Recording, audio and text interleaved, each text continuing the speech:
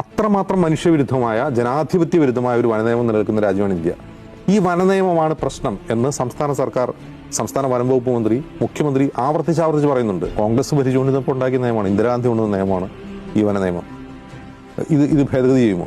കടുവ, പുലി ഇവയൊക്കെ നാട്ടിലിറങ്ങിയാൽ ആദ്യപടി എന്ന നിലയിൽ വേണ്ടത് ഒരു 6 അംഗ സമിതി രൂപീകരിക്കലാണ്. പുലി നാട്ടിലിറങ്ങിയാൽ ഈ 6 അംഗ സമിതി ചേർന്ന് അവരിരുന്ന് കമ്മിറ്റി കൂടി അതിനുശേഷം കാര്യങ്ങൾ നീക്കുകയാണ്. ഇപ്പൊ ഈ കമ്മിറ്റി കഴിയുന്നതുവരെ പുലി ആ സ്ഥലത്ത്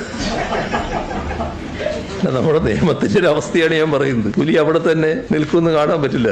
സ്ഥിരമായി മനുഷ്യന്റെ മരണത്തിന് കാരണമാകുന്ന, കൊല്ലുന്നത് ശീലമാക്കിയ കടുവയല്ലെങ്കിൽ അതിനെ യാതൊരു കാരണവശാലും 1972 വന്യജീവി സംരക്ഷണ നിയമപ്രകാരം കൊല്ലാൻ പാടില്ല.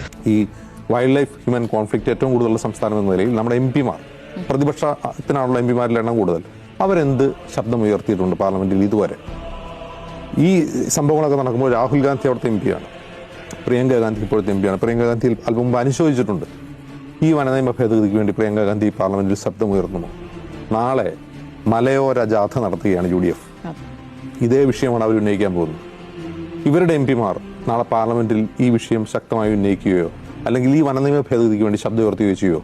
ഇതിനോട് കേന്ദ്ര സർക്കാരിന്റെ സമീപനം എന്താണ് എന്ന് പറയേണ്ടത് BJP ആണ്.